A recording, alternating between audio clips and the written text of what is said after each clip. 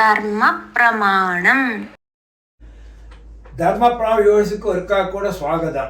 வாத்தியார் இப்போ பெரிய பெரிய படிப்பெல்லாம் படித்த பிராமணர் என்ன சொல்லிட்டு இருக்காங்கன்னா, அப்பா அம்மா இருக்கிறவர்களும் அவளுக்கெல்லாம் சாதம் போட்டு எதுனாயாச்சு. அவள் போனதுக்கு அப்புறம் அவளுக்கு வந்து தெரிய போடல சிராதம் பண்ணணுமா பண்ணண்டாமா, அது சாஸ்திரத்தில் என்னவாக்கும் சரியா சொல்றது. நிறைய பேர் படிச்சவா, அதாவது நிறைய பேர் பேசுறத நானே கேட்டிருக்கேன். எங்க அப்பா இருக்கிற வரை நான் நிறைய அப்பாவுக்கு இஷ்டப்பட்ட பக்ஷம் எல்லாம் கொடுத்து இதாக்கியிருக்கேன். அப்பா மരണമടஞ்சாச்சு, இங்க வந்து எனக்கு தெரிய போறா அவ அந்த ലോകത്തിൽ இருந்து என்ன ഞങ്ങൾ എന്നെ ഏറോന്നുള്ള പാത്തിന്റെ இருக்க போறா എന്ന് அசட்டுத்தரமா എന്നൊരു புத்தி இல்லாக்கி சொல்ற நிறைய பேரை பார்த்திருக்கேன். எப்பவுமே ஒரு കാര്യം தெரிஞ்சுக்கோ, നമുക്ക് ഒരുപാട് ബുദ്ധി, നമ്മളോട് ബ്രെയിൻ வந்து புத்தி கம்மியானாலும் புத்திமுட்டாக்கும், ഒരുപാട് படிச்சாலும் மென்டலாயிடுது.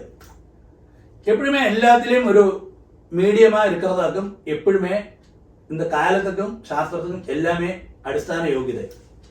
ഒരുപാട് പഠിച്ച് பெரிய சயின்டிஸ்டும் எல்லாம் இருக்கு. அவன் அப்பாக்கு எதுவாயிடுச்சு நமக்கும் தெரிய போறல சிராதம்.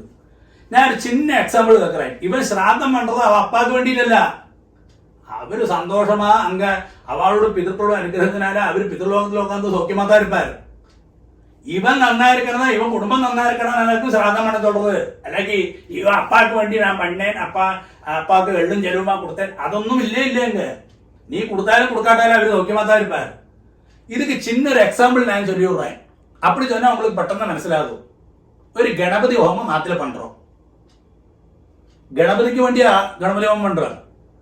சார் உங்களுக்கு வேண்டி சார் உங்க ஆத்துல எல்லாரும் அபிவிருத்தியா இருக்கும், கணபதி அனுகிரகமானு சொல்லி நீங்க பண்றாரு. ஒரு மிருத்யுஞ்சோகம் பண்றோம். பரமேஸ்வரர் அங்க சௌக்கியமா இருக்கணும், பரமேஸ்வரனுக்கு நான் கொஞ்சம் ஆகாரம் கொடுத்தேன், பரமேஸ்வரனுக்கு வேண்டியா பண்றாரு.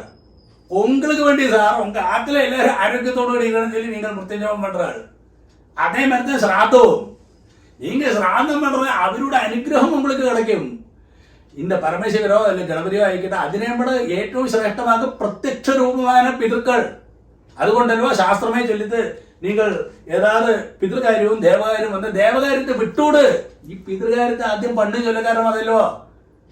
അപ്പൊ അവരുടെ അനുഗ്രഹം വാങ്ങിനി. ഏത് വൈദിക കർമ്മവനായ ജാലകർമ്മം, നാമകരണം, അന്നപ്രാശനം, ഉപനയനം, കല്യാണം എന്നെ വന്നതായിക്കട്ടുമേ, നീ ആദ്യം പിതൃക്കളുടെ അനുഗ്രഹം വേണ്ടത്. നാന്തി ശ്രാദ്ധം ചൊല്ലുവാർക്ക് പേര് അതെ. ശോഭന നാന്തി ശ്രാദ്ധത്തോട് പിതൃക്കളുടെ അനുഗ്രഹത്തെ വാങ്ങി തുടങ്ങുക വരുക. அப்ப நீ வாங்குற அவளுக்கு சிராத்தம் பண்றது இல்லைக்கா, நான் அவளுக்கு எள்ளும் செலவும் கொடுத்தேன், நீ ஒன்றும் பார்க்கட்ட அவசியமில்லை. உன்னோட விட்டித்தம், நீ மூட நம்பிக்கையிலே இருக்க எப்படும். அப்ப அதாக்கு நான் சொல்லின்னு வந்தேன், நீ பண்ற சிராத்தம் வந்து உன்னோட அபிவிருத்திக்கு, உங்க குடும்பத்துல உனக்கு ஆரோக்கியமா இருக்கணும் தான். കാരണം அந்த അമ്മ அப்பா എന്നുള്ള ഒരു രക്തം, ഒരു ഡ്രോപ്പ് ജലത്തിനാല്, ഒരു ഡ്രോപ്പ് വാട്ടറിനാല് നമ്മളെന്താ പെരിയ ശരീരം ഉണ്ടായിരിക്കും. അതുകൊണ്ട് ഭാഷ്യങ്ങളിലെ ഞാൻ ചൊല്ലപ്പോനാ നിങ്ങൾ മുഴുവൻ ചൊല്ലേണ്ടി വരും. അതുകൊണ്ട് ഒരുപാട് ചൊല്ലറില്ലേ, ആലോചിച്ച് പാരുங்க. അതാ അവളാക്ക് പ്രത്യക്ഷ രൂപം, പ്രത്യക്ഷ ദൈവം. അപ്പൊ അവളുടെ അനുഗ്രഹം വാങ്ങறதுக்காக நீ பண்றாய். உங்க அதுல எல்லாரும் நல்லா இருக்கணும்னு சொல்லிட்டு, அல்லாக்கி நான் இந்த எள்ளும் செலவா கொடுத்தேன் அப்பாக்கு எங்க தெரிய போறது, இதெல்லாம் விட்டுத்தமாகும். அப்படி வந்து நினைக்கவே செய்யாதுங்கோ. அவரோட അനുഗ്രഹം வாங்குறதுக்கு வேண்டி நீங்க சிராதம் பண்றாரு. அது பண்ணினா உங்க குடும்பத்துல எல்லாரும் பிரத்யக்ஷ ரூபமானம் உண்டு, எல்லாரும் அவளுக்கு சிராதம் பிரத்யக்ஷ தெய்வமானம் உண்டு, உங்க குடும்பத்துல எல்லாரும் ஆரோக்கியத்தோடு கூட இருப்பா. அது அதோட விதியும் சாஸ்திரവും.